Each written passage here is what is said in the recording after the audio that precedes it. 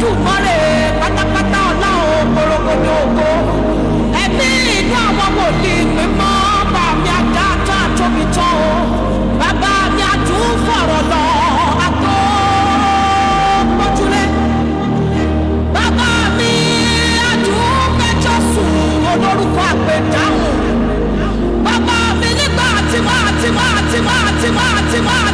tìmọ́ ní mi ò jàmọ́ olóòṣẹ̀ṣẹ̀ bẹ̀rẹ̀ ni ọkọ mi olówó orí mi olúwa tó fẹ́ràn mi olúwa tó ta mí lọ́rẹ olúwa tó dá mi lọ́lá àtàbàtúbú Olódùmarè àwọn àgbààgbà mẹ́rìnlélógún wọ́n gbé ẹ̀jẹ̀ wọn kalẹ̀ níwájú rẹ̀ wọ́n ké mímọ́ mímọ́ mímọ́ sí òun níbu ọ̀rẹ́ ọlọ́run àwọn wòlíì tí ó gbà pé jẹ́ ọlọ́run Ábúráhámù ọlọ́run Ísákì ọlọ́run Jákọ́bù ọlọ́run Ṣẹ́drákì Méṣákì Ábẹ́dínígò nínú iná ọlọ́run Dáníẹ́lì nínú òkè ni wọ́n lọ́rùn mi.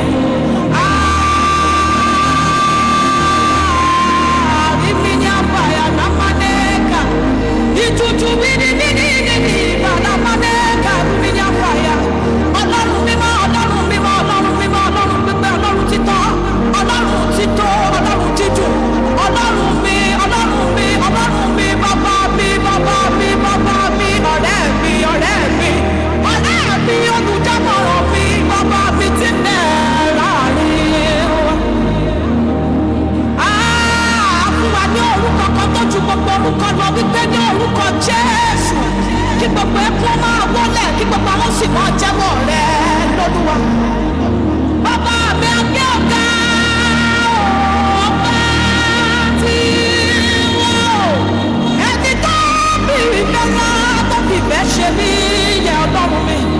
Kò sóhun náà, kò sówó náà, kò sí òkìkí náà, kò sí ọkọ náà tó lè jà mí jà Jésù ọba ìgbà ṣe bí òun ṣá Olúwa. Èmi ò gbé ojú mi sí orí òkè wọn ni níbo ni ìrànlọ́wọ́ mi yóò ti wá ìrànlọ́wọ́ mi yóò ti ọwọ́ Olúwa wá tí ó dá ọ̀run àti ayé. Kò sẹ́nikẹ́ni tó lè. Òun kì yóò jẹ́ kí ẹsẹ̀ mi kí ó yẹ̀ ẹni tí ó pa mímọ́ kì í tógbé kíyèsí ẹni tí ń pa Ísírẹ́lì mọ́ kì í tógbé bẹ́ẹ̀ ni kì í sùn. Lọ́wọ́ orí mi ò tí ń bá ti yọ inú mi àmọ́ dùn lọ́wọ́ orí mi. Olúwa ni olùpamọ́ mi Olúwa ni òjìji mi ní ọwọ́ ọ̀tún mi òrùn kì yóò pa mí nígbà ọ̀sán tàbí òṣùpá nígbà òru. Àdúrà wá rán áńgẹ́lì wá láti fún wa ní èsì àdúrà wa. Olúwa yóò pa mí mọ́ kúrò nínú ibi gbogbo yóò pa ọkàn mi mọ́ Olúwa yóò pa àlọ àti àbọ̀ mi mọ́ láti ìgbà yìí lọ àti títí láé àmín. Lọ́wọ́ orí mi ni wàá sọ̀kalẹ̀ wá gba ìyè mi mo tún dé. Mo tún ti dé Olúwa mo dé Olúwa fẹ́ràn mi dé o.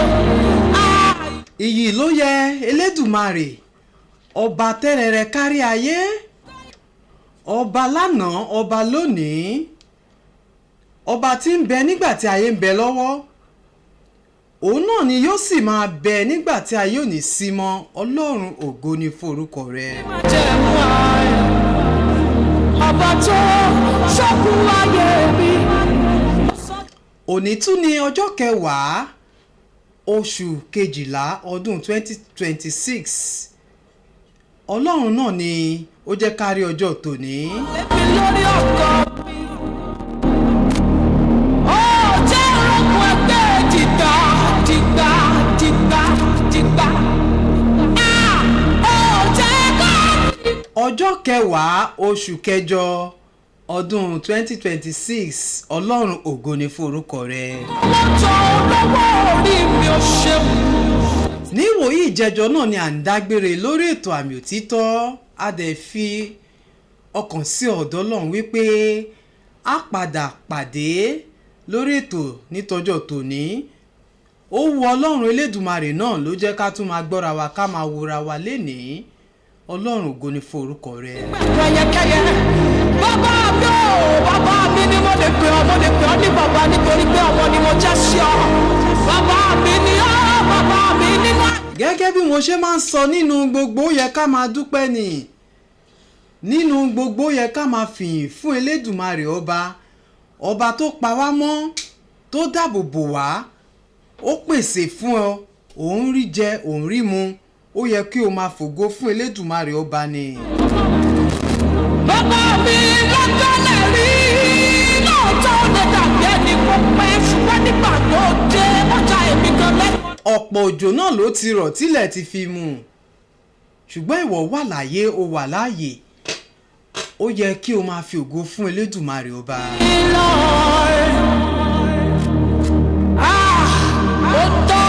Ìkànnì Ìbàdàn rédíò láwà yìí, ogun kó wa rí òkè àrẹ̀mọ Yẹ́mẹ́tú ní ìlú Ìbàdàn náà ni a wà.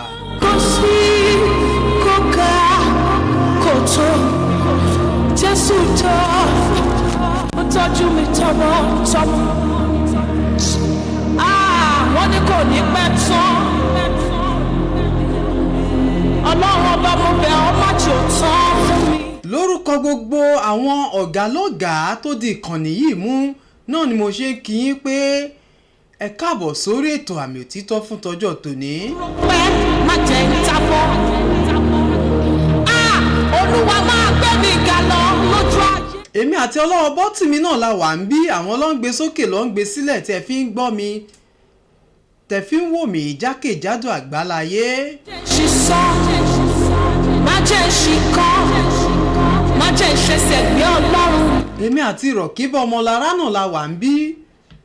Fi ọwọ́ rẹ lára mi Ọlọ́run. Màmá jẹ́ ń dáwọ́lé má jẹ́ dáwọ́lé ọkọ mi. Ibi tí màá lọ tójú Ọlọ́run sí. Màmá jẹsẹ̀ mi ó yà síbẹ̀ o. Olórí mi mo bẹ̀ ọ́ yé. Ó máa dáwọ́lé.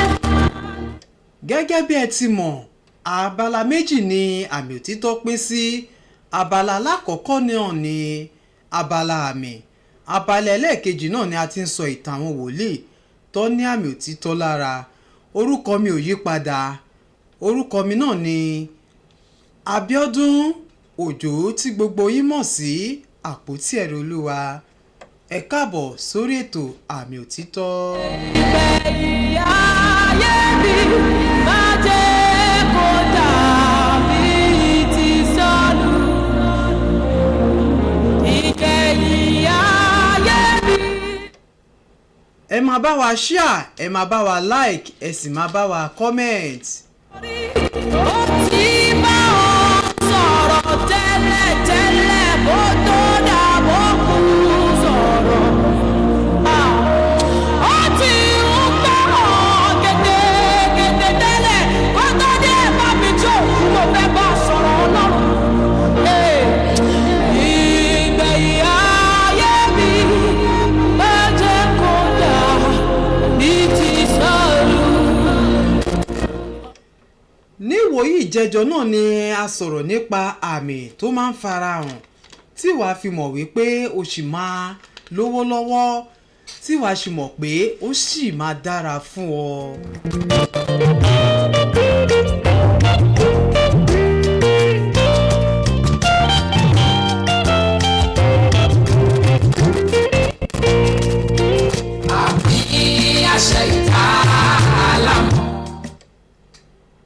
Gẹ́gẹ́ bí àwọn àmì tó máa ń farahàn tí wàá fi mọ̀ pé o sì máa ní bá ti ṣe ó sì máa dára fún ọ.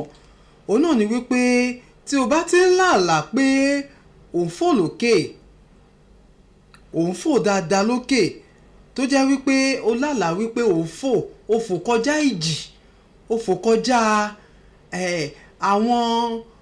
ó fò kọjá òkè ńláńláńlá. Tó bá ti ń lá irú àwọn àlá yìí, àmì níyì wípé ó sì máa dára fún ẹ. Ẹni tí ò ní ọ kò ní nǹkan. Mo wá rí fọ́bà tó ní gíga ayé. Ìbára màrẹ́ onígbẹ̀dẹ̀ ọ̀run.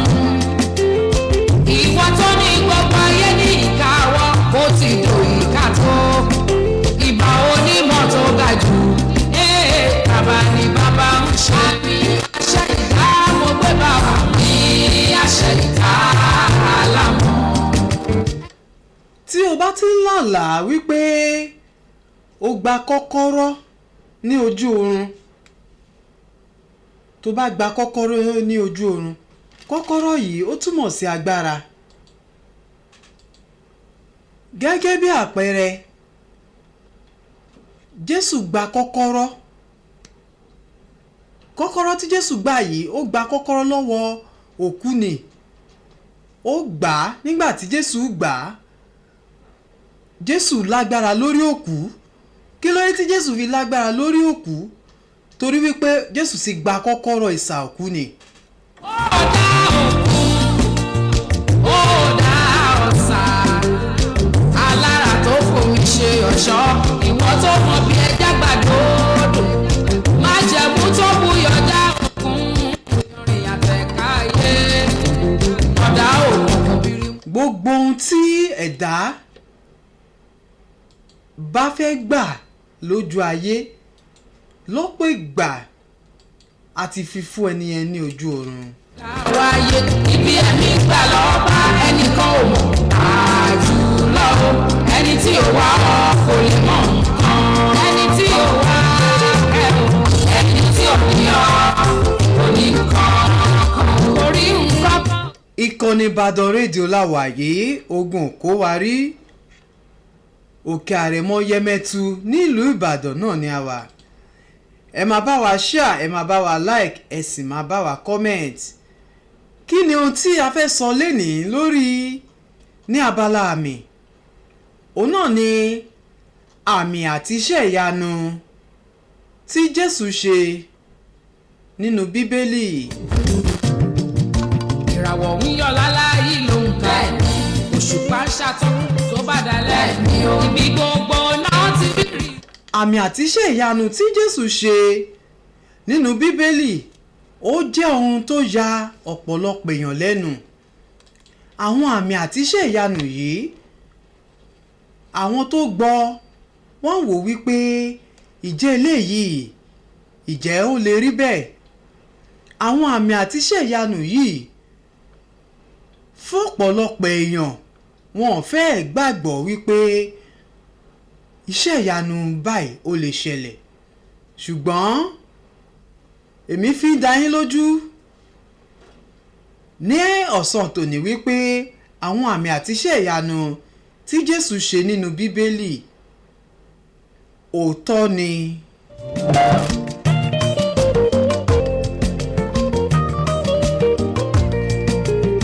Ó ṣe mí dábí òun, ó pín mi ní ìpín tí kò jọ tẹ́nìkejì.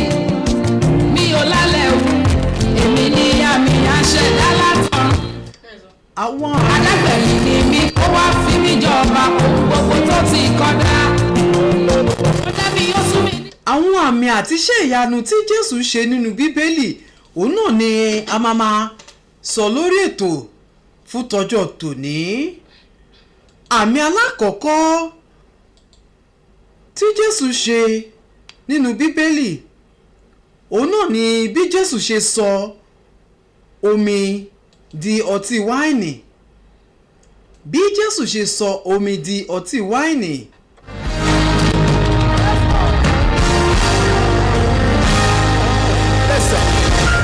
We have heard with our ears. A lè rí eléyìí ní Jòhánù orí kejì ẹsẹ̀ kìíní títí dé ìkejìlá. No one compares. We have heard.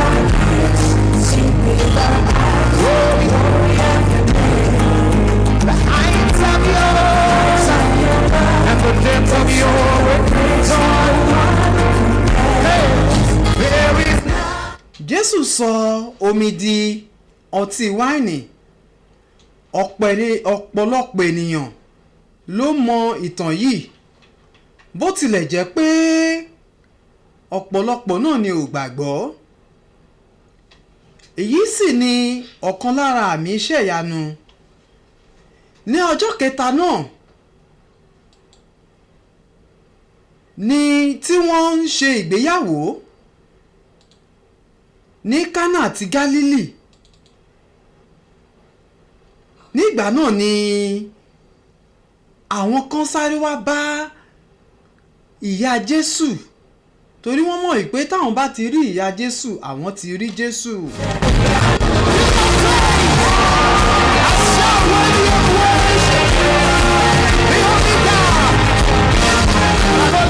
ìyá Jésù wà níbẹ̀ Jésù àti àwọn ọmọ ẹ̀yìn rẹ̀ àwọn náà wà nínú ayẹyẹ ìgbéyàwó yìí.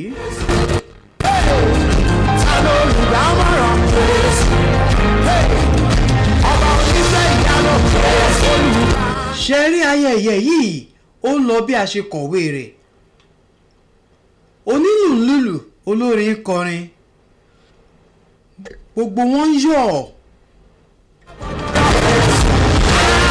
bẹ́ẹ̀ ló ṣe oníṣẹ́ ìyanu.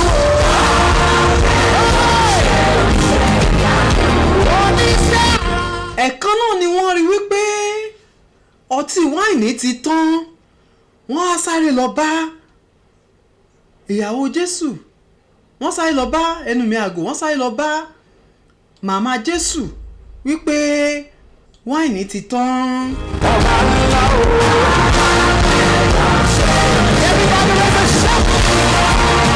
Yes, sir. Glory to the living God. ní ìgbà tí wáìnì tán yìí ni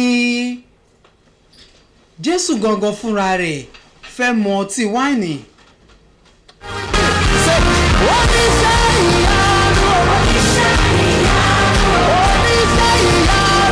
ìyá rẹ̀ sì sọ fún wípé kò sí ọtí wáìnì mọ́.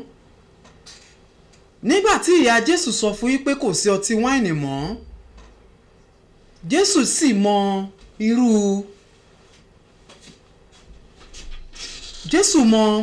irú nǹkan tó ń ṣẹlẹ̀ lọ́wọ́ ìyá Jésù sì sọ fún àwọn ọmọ ẹ̀yìn rẹ̀ torí pé ìyá Jésù ó ti mọ irú ọmọ tóun ní. ìyá Jésù sọ fún gbogbo àwọn ìránṣẹ́ tó wà ńbẹ̀ wípé gbogbo nǹkan tí Jésù bá ti ní kẹ́ ṣe gbogbo ẹ̀ náà ni kẹ́ ṣe.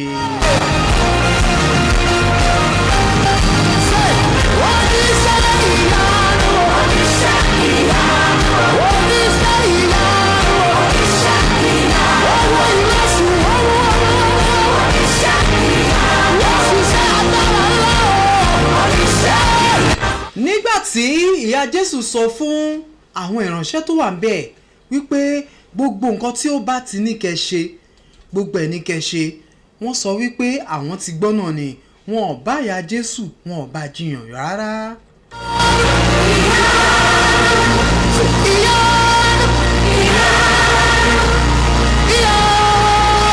bó tilẹ̀ jẹ́ wípé ìkòkò òkúta omi mẹ́fà ni a gbé kalẹ̀ níbẹ̀ gẹ́gẹ́ bí iṣẹ́ ìwẹ̀nù àwọn Júù.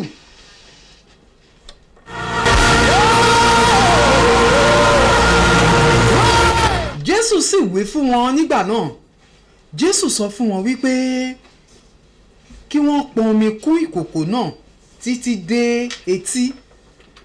nígbà tí Jésù sọ fún wọn kí wọ́n pọn omi kún ìkòkò náà wọn ò ṣe méní wọn ò ṣe méjì wọ́n sì pọn omi kún ìkòkò náà.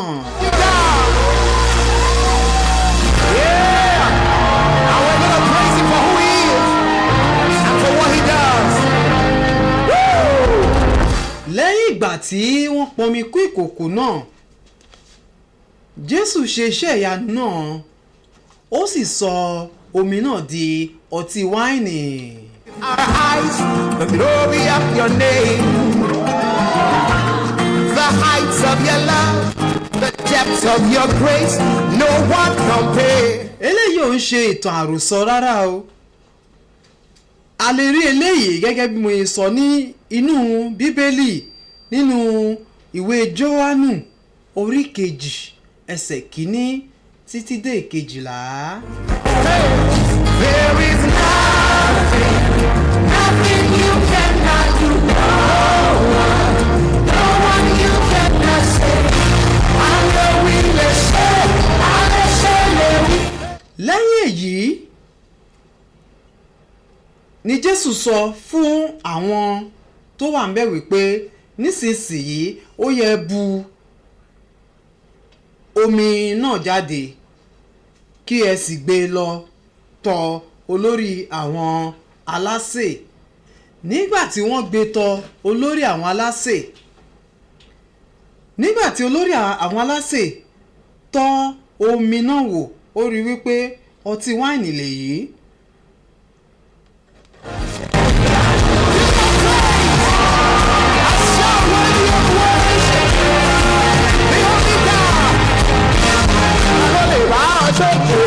Nígbà tí olórí àwọn alásè tọ́ ọtí wáìnì yìí wò, olórí àwọn alásè wá wò wípé ọtí táwọn tí ń mu tẹ́lẹ̀ ó yàtọ̀ sí eléyìí. Olórí alásè ò ṣe méní kò ṣe méjì, ó sọ wípé kí wọ́n pe ọkọ ìyàwó jáde, kí wọ́n pè wá fóun pé kí ló dé tí ó fi gbé ọtí tó da pamọ́, tó jẹ́ wípé ètí ò da ló kọ́kọ́ gbé síta. Èyí ni ó ya olórí àwọn alásè náà lẹ́nu ní ìgbà náà. Iṣẹ́ ara lọ́lọ́run ọba ńlá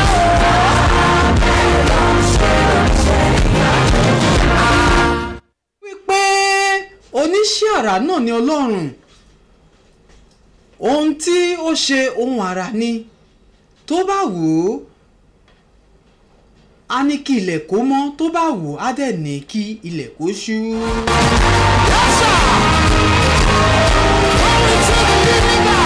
Àṣeyọ̀wù náà ni Elédùmarè ọba tẹ́rẹrẹ kárí ayé.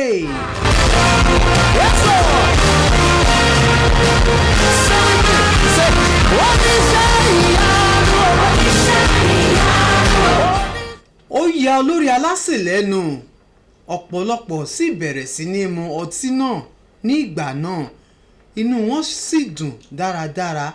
Èyí sì ni àkọ́ṣe iṣẹ́ ìyanu tí Jésù kọ́kọ́ ṣe ní ìgbà náà ní Kénà ti Gálílì. Ó sì fi ògo fún Ọlọ́run, àwọn ọmọ ẹ̀yìn rẹ̀ sì gbàgbọ́. Lẹ́yìn èyí ni Jésù sọ̀kalẹ̀ lọ sí Kápánámù.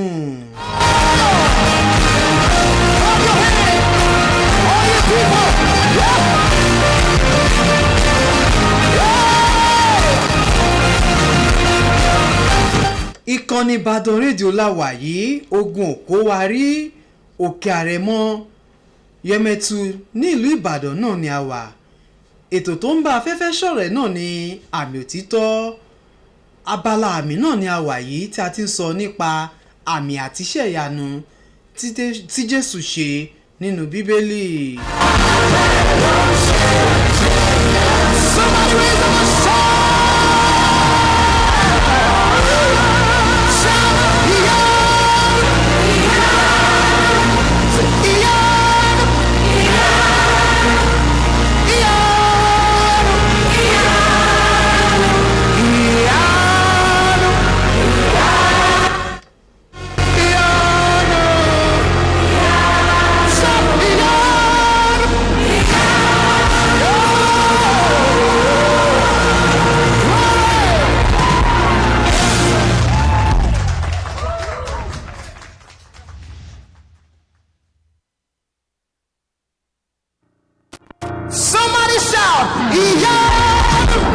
Ìkànnì Ìbàdàn rédíò láwà yìí, ogun òkó wa rí Yẹmẹtu nílùú Ìbàdàn láwà.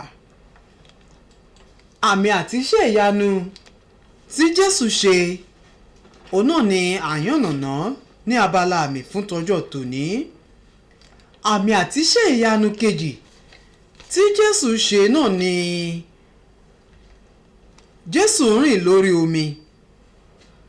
Jésù rìn lórí omi. Ní ìgbà tí alẹ́ lẹ́ ní ìgbà náà, àwọn ọmọ ẹ̀yìn Jésù lọ sí inú òkun. Amen is my response to prayer. Àmì mi ìdáhùn àdúrà. Àmì mi ìdáhùn àdúrà. A lè rí èyí ní Jòhánù orí 6 ẹsẹ̀ 16 títí dé ẹsẹ̀ 24. John 6:16-24. Amen is my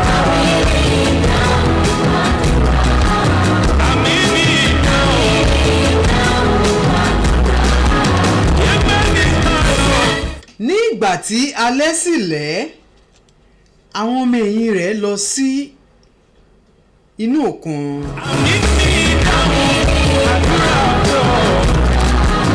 wọ́n sì bọ́ sínú ọkọ̀ wọ́n sì ré kọjá òkun lọ sí kábánámù òkùnkùn sì kùn Jésù kò sì tí ì dé ọ̀dọ̀ wọn. mi ni mo mọ̀ dájú ibi tí ẹgbẹ́ mi ti ń ná mi ò ní tọ́jú pé o.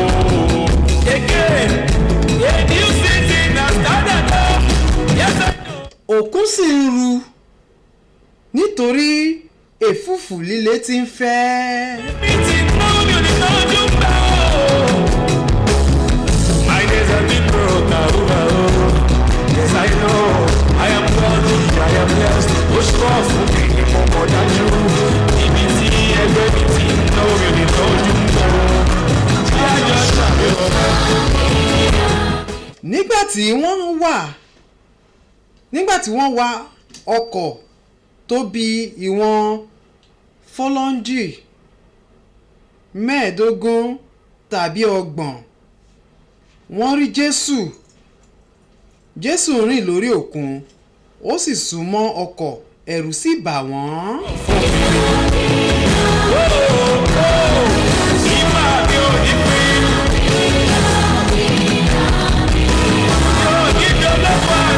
nígbà náà ni Jésù wí fún wọn wípé èmi ni ẹ má bẹ̀rù. nítorí náà wọ́n fi ayọ̀ gbà á sínú ọkọ̀ lójú kan náà ọkọ̀ náà sì dé ilẹ̀ ibi tí wọ́n gbé ń lọ. àwọn tó bá mi yìí ìwà mi ò ní tẹ́. èyí sì ni iṣẹ́ ìyanu kejì tí Jésù ṣe nígbà tí Jésù rìn lórí omi.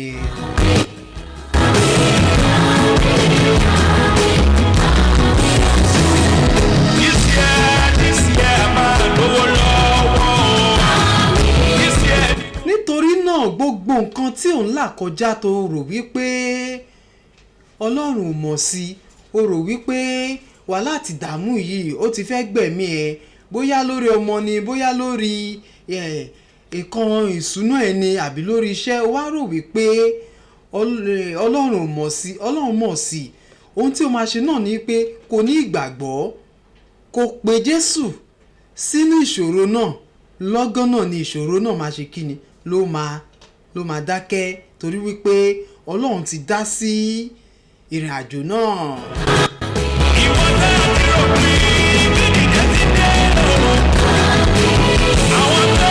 bó tilẹ̀ jẹ́ pé ọ̀pọ̀lọpọ̀ lè ti rò ẹ́ pin nígbà náà wípé kò sí bó ṣe lè ṣe kò sọ́nà tó fẹ́ gbégbà ṣùgbọ́n nígbà tí Ọlọ́run bá dé ìwọ gan máa rí wípé ò tiẹ̀ mọ bó ṣe ṣẹlẹ̀ nígbà tí ẹ̀fúùfù tíjì náà dé ní ìgbà náà ẹ̀rù ti ń bà wọ́n torí wípé wọn ò mọbi tí Jésù gbà lọ ṣùgbọ́n nígbà tí Jésù yọ sí wọn ó jẹ́ kó yé wọn wípé kó fara wọn balẹ̀ torí pé òun náà ni òun dé tí Jésù bá ti dé sínú ìgbésí ayé ẹ̀dá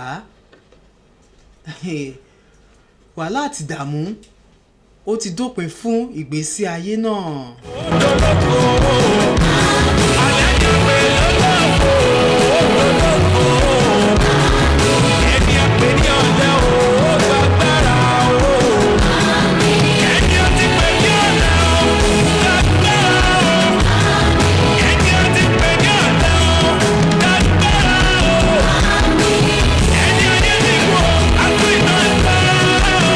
ìkànnì Ìbàdàn rédíò láwà yìí ogun òkó wa rí ẹ jẹ́ ká dé ẹ̀ka ìpolówó ọjà tá a bá padà dé a máa tẹ̀síwájú lórí ètò àmì òtítọ́ ẹ ṣé tẹ́ wà ń bẹ́ẹ̀.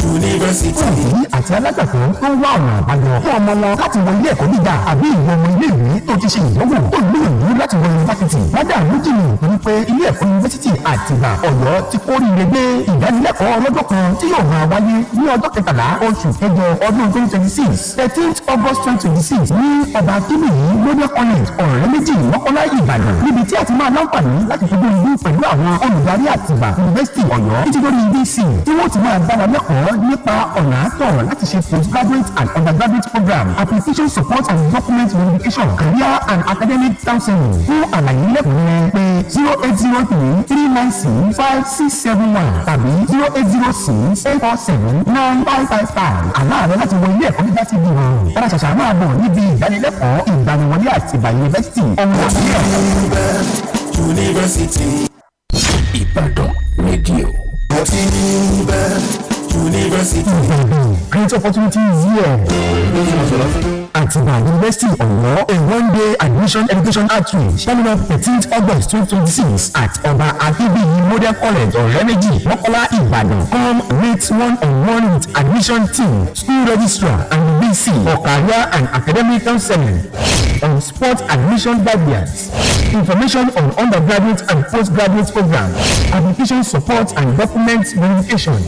Don't miss this one-time opportunity. 13 August 2026, Ọba Akínbíyì Model College Ọ̀rẹ́méjì Ìbàdàn. For more enquiries, call 0806-847-9555 or 0803-396-5671. Visit atibauniversity.edu.ng.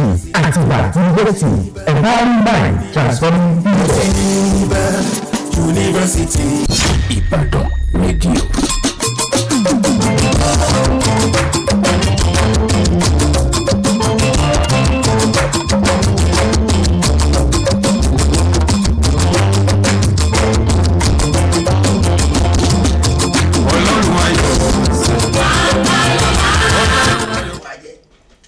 Ẹ káàbọ̀ padà láti ẹ̀ka ìpolówó ọjà. Abala kejì náà ni akọ́nlù yìí tí a ti ń sọ ìtàn àwọn wòlíì tó ní àmì òtítọ́ lára.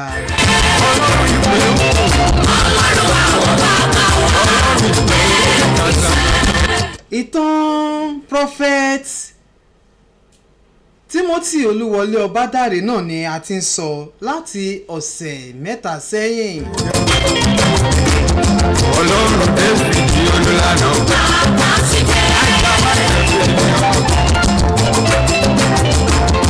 Ọlọ́run Timothy Olúwọlé. Ibi tí a bá dé ní ìjọjọ náà ni bí Timothy Olúwọlé Ọbádáre ṣe sọ fún ìyá rẹ̀ wípé Ọlọ́run sọ fún òun wípé kí àwọn gba àwẹ̀ kó ti àwọn mọ́ inú yàrá kan ní ìgbà náà. Ọlọ́run olùkọ́ ìyá dání ẹ̀sìn kọ́lá wọlé. Ó fẹ́ nú agbára nínú ọgbọ́n àti ọ̀la. Ọlọ́run ayọ̀ bá ṣiṣẹ́. Lẹ́yìn ìgbà tí Timothy Olúwọlé Ọbádáre gba àwẹ̀ yìí.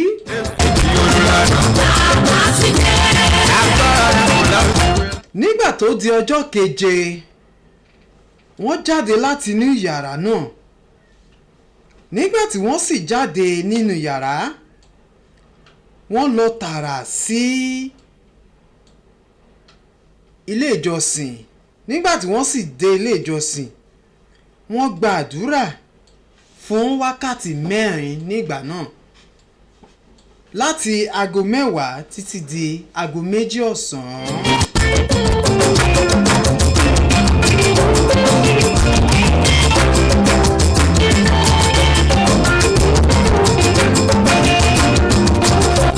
Èyí sì jẹ́ iṣẹ́ ìyanu tí prophet Timothy Olúwọlé Ọbádáre ṣe ní ìgbà náà torí wípé èèyàn 350 tí wọ́n tọ́ ní àrùn ikọ́ ní ìgbà náà ni Ọlọ́run wòsàn ní Iléṣà. Ọlọ́run ayọ̀.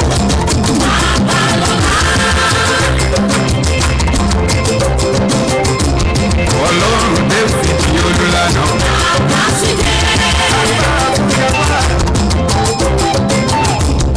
Ọlọ́run Timothy ṣé ìgbàgbé pé mo sọ fún yín wípé Timothy Olúwọlé Ọbádàrẹ wọ́n ṣiṣẹ́ fún Apostolic Church ní ìgbà náà fún ọdún mẹ́rin 1953 títí di 1957.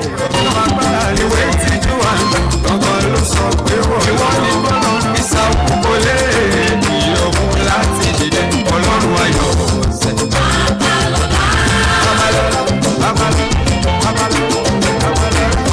ọlọ́run Dáfídì olùlànà. ní ìgbà tó di December 30, 1969 ọlọ́run tún bá Prophet Timothy Olúwọlé Ọbádàrẹ sọ̀rọ̀ ní ìgbà náà nínú àdúrà àti ààwẹ̀.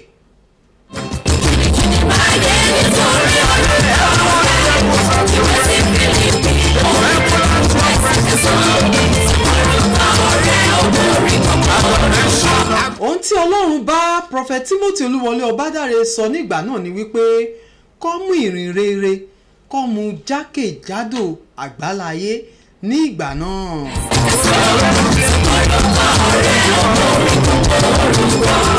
aláyọ̀ náà tún dá ọlọ́run tí kò dápẹ́ ayọ̀ ara. agbára ṣáà ló fi bora lórí ilẹ̀ ayé àti lọ́run.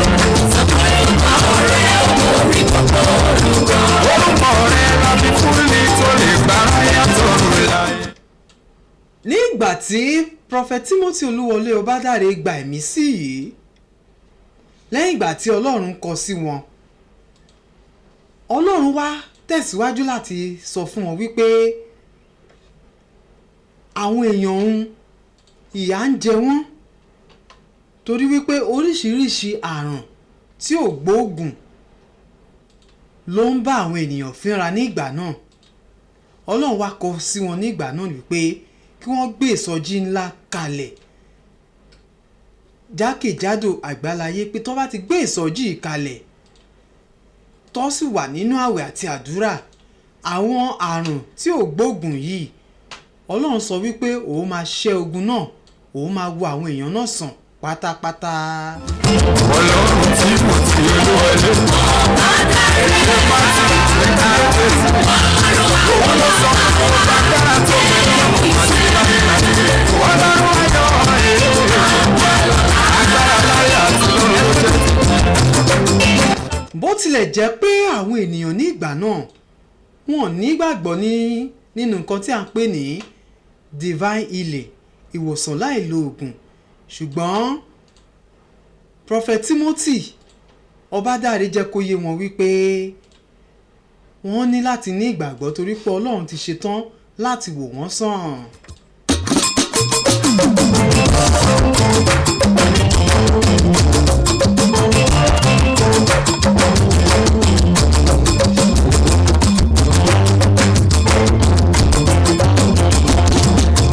ọlọ́run ayọ̀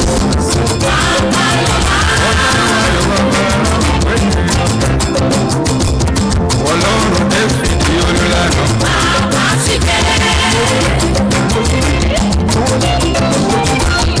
ọlọ́run tí mo ti Olúwọlé ọlọ́run ìpè ọlọ́run ìpè kàtà.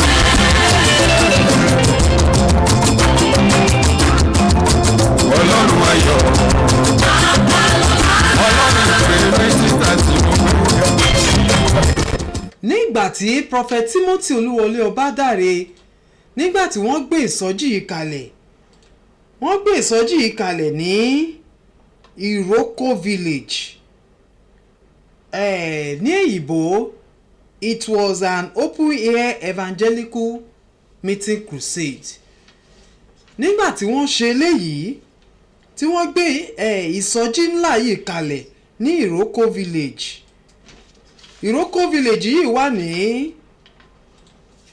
Old Ibadan Ọ̀yọ́ road nígbà tí wọ́n gbé ìsọjí náà kalẹ̀ agbára ọlọ́run sọ̀kalẹ̀ ní ìgbà náà iṣẹ́ ìyanu ó sì ṣẹlẹ̀. ọlọ́run Dáfídì olùlànà agbára ìmọ̀lá.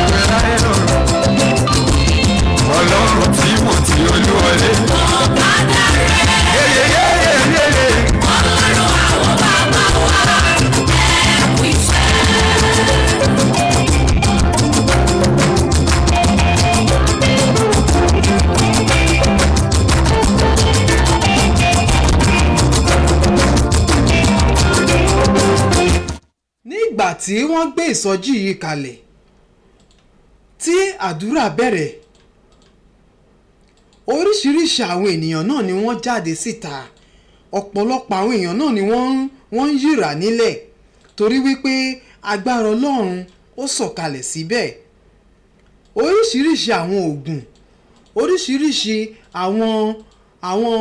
oríṣiríṣi àwọn nǹkan tí ó jẹ́ pé ògùn agbẹnugọ̀ngọ̀ náà ni ó wà àwọn èèyàn ní Ọlọ́run ló bàjẹ́ ní ọjọ́ náà nígbàtí Prophet Timothy Olúwọlé Ọbádáre nígbàtí wọ́n parí àdúrà náà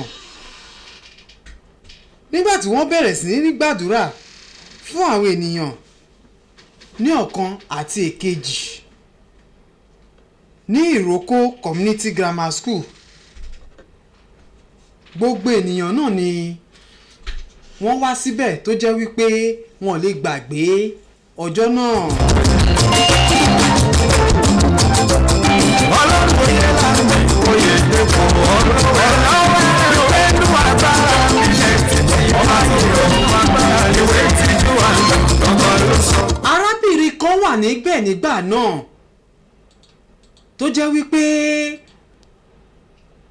agbára Ọlọ́run ó mú kí ni arábìnrin yìí ṣe arábìnrin yìí ó ṣe snacks small shops ó ṣe wá sí crusade náà tó jẹ́ wípé ó ti fi májèlé sí nígbà tó fi májèlé sí ó fẹ́ tà fáwọn èèyàn láti bà iṣẹ́ ìyanu náà jẹ́ pé ìgbà tó ń bá ta gbogbo àwọn kinní tán tó ń pa àwọn èèyàn sí ẹ lọ́rùn á wo bí agbára iṣẹ́ ìyanu náà ṣe máa ṣẹlẹ̀ ṣùgbọ́n àṣírí arábìnrin náà padà tú fúnra rẹ̀ náà ni ó jẹ́wọ́ tó bẹ̀rẹ̀ sí ní kàwé pé nǹkan báyìí ni òun ṣe nítorí náà kí Ọlọ́run kó dáríjì òun torí pé òun fẹ́ fi ayé òun fún Jésù.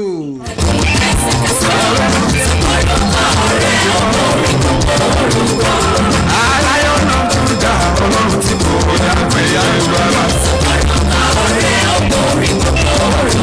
agbára ṣáà ló fi bora lórí ilẹ̀ ayé àti lọ́run.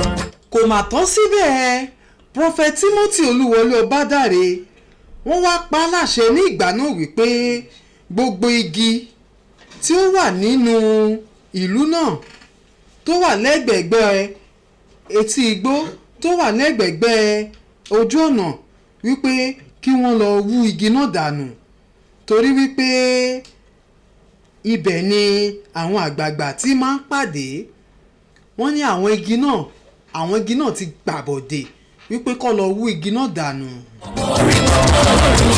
ilẹ̀ ń ṣú ilẹ̀ ń kú síbi agbára rẹ̀ ní òye.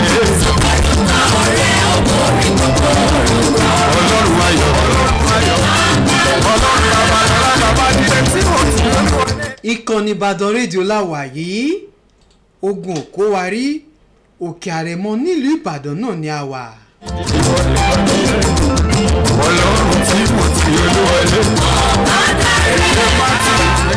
Prophet Timothy Olúwọlé Ọbádáre jẹ́ kó yí àwọn èèyàn wípé tí iṣẹ́ ìyanu àti ìtúsílẹ̀ tó ti gbà tí wọ́n bá fẹ́ jẹ́ kí ó dúró nǹkan tó máa ṣe náà ni wípé kí wọ́n wú gbogbo àwọn igi náà dànù torí wípé àwọn igi yìí wọ́n ti gbàbọ̀dé o ní ìlú Ìrókò ní ìgbà náà. Ọlọ́run tèmi ló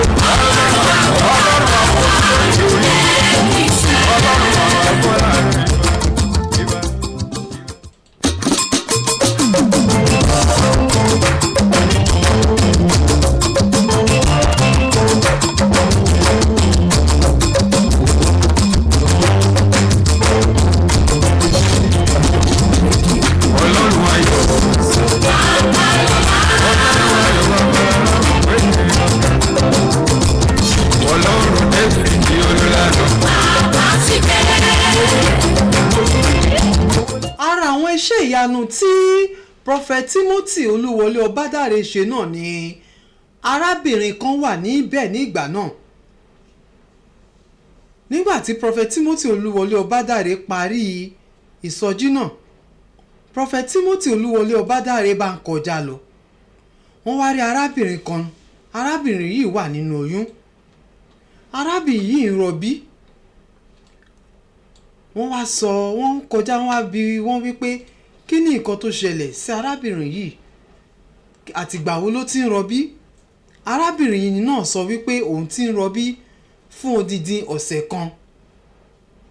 Ṣùgbọ́n lẹ́yìn ìgbà tí arábìnrin náà tó fojú rí Prophet Timothy Olúwọlé Ọbádàrẹ, tí Prophet Timothy Olúwọlé Ọbádàrẹ gbàdúrà fún arábìnrin náà, ó bímọ láyọ̀ àti àlàáfíà. Ó pẹ̀lú agbára nínú ọgbọ́n àti ọ̀la Ọlọ́run ayọ̀ máa ṣiṣẹ́ lọ́lọ́run tí a kò lè dá sọ̀rọ̀ Ọlọ́run lẹ́sì ní olùlànà agbára kò láti rẹ̀ láyé lọ́rọ̀ Ọlọ́run tí mo ti Olúwọlé.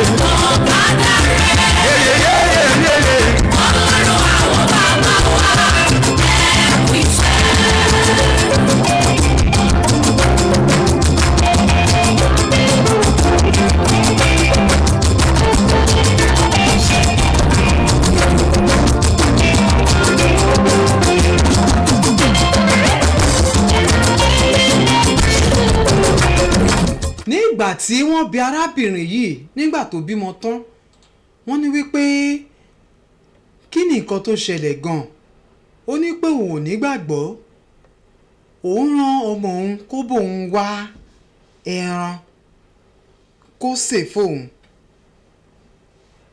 But nígbà náà ni wípé nígbà tí ó ti wá rán ọmọ ẹ̀ láti gba ẹran náà wá, láti ra ẹran náà wá kóun lè sè é pẹ̀lú àwọn ètò tó máa ń ṣe, ṣùgbọ́n ọmọ náà ò tí ì dé. Kọ́mọ náà tó dé, ó kàn ọmọ tó ránṣẹ́ náà wá rí wípé ìyá òun ti bímọ.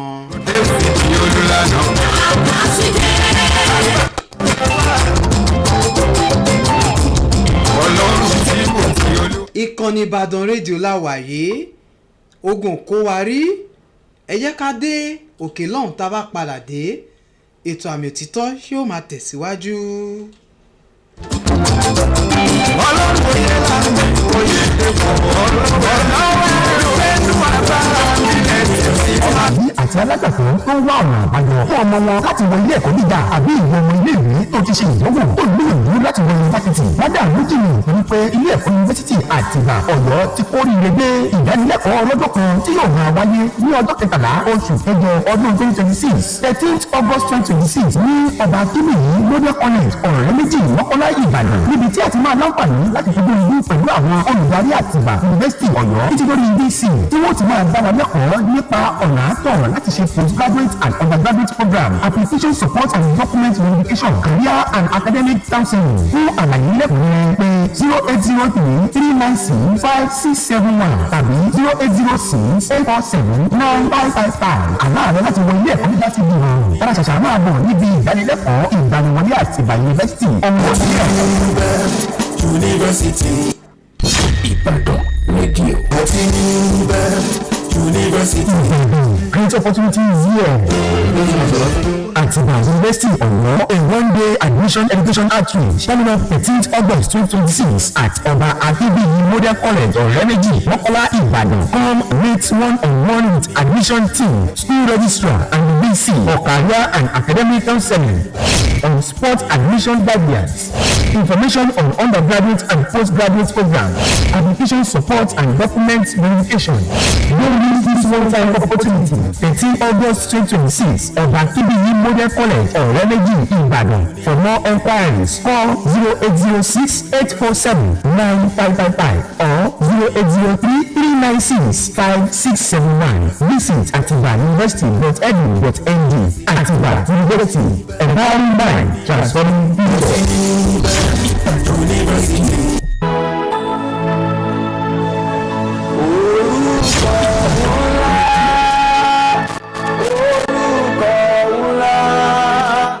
Ẹ káàbọ̀ padà láti ẹ̀ka ìpolówó ọjà.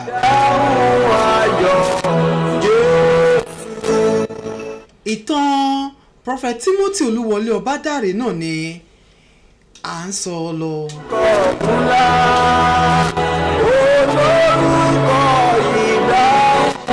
Prophet Prophet Timothy Olúwọlé Ọbádàrẹ sọ nígbà náà wípé òun rántí nígbà tí òun wà ní United States of America.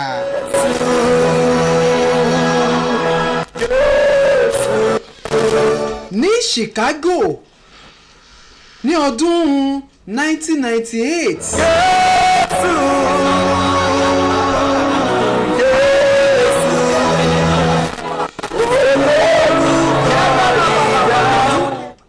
Prophet Timothy Olúwọlé Ọbádàrẹ sọ wípé ọmọbìnrin kan wà ní ìgbà náà, ìyá kan wà ní ìgbà náà tó jẹ́ wípé ìyá yìí ó pàdánù àwọn ọmọ rẹ̀, ó sì wá nílò láti bímọ míì.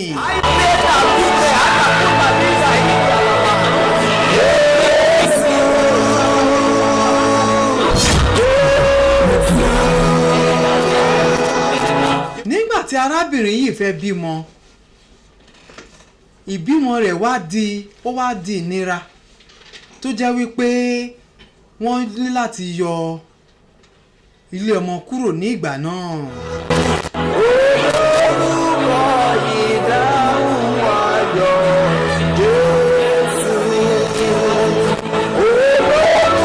Nígbà tí àsìkò wá dé tásìkò tó tí Prophet Timothy Olúwọlé Ọbádàrẹ gbọ́ sí ọ̀rọ̀ yìí, wọ́n wá sọ fún arábìnrin náà wípé kó máa bọ̀ ní ìsọjí ìta gbangba ti Prophet Timothy Olúwọlé Ọbádàrẹ. Olórúkọ ìdáhùn ayọ̀ Jésù. Orúkọ ńlá. Nígbà tí arábìnrin ìfojúkojú pẹ̀lú Prophet Timothy Olúwọlé Ọbádàrẹ ní ìgbà náà.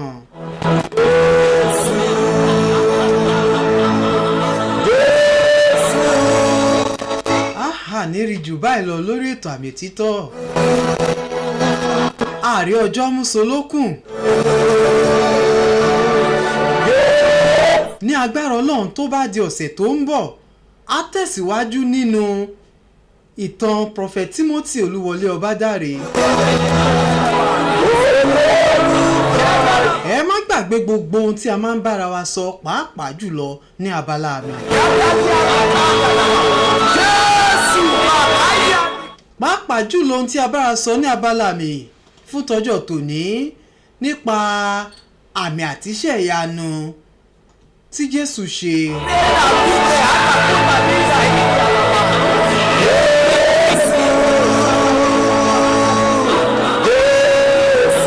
Kò sí ohun tí Jésù ò lè ṣe, kò sí ohun tí Jésù ò lè dá lára.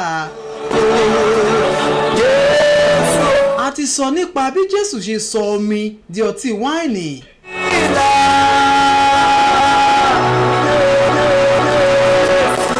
A sì lè rí eléyìí ní inú ìwé Jòhánù orí kejì ẹsẹ̀ kìíní títí dé ìkejìlá.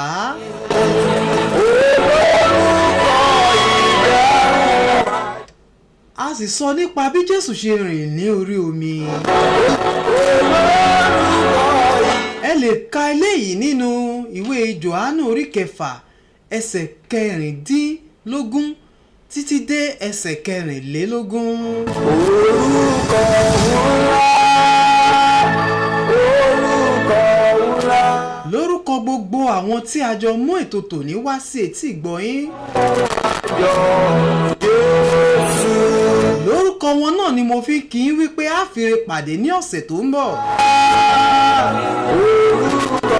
Orúkọ mi ò yí padà, orúkọ mi náà ni Abíọ́dún Pẹ̀lúmi Òjó tí gbogbo yín mọ̀ sí Àpótí Ẹ̀rí Olúwa. Ìjọ ní ohunkóhun tí o fẹ́ bá mi sọ lẹ́yìn ètò bí? O lè pè sí 08068076182 lórí social media Àpótí Ẹ̀rí Olúwa. A fìre pàdé, a fi ayọ̀ pàdé lọ́sẹ̀ tó ń bọ̀. Ó dàbọ̀.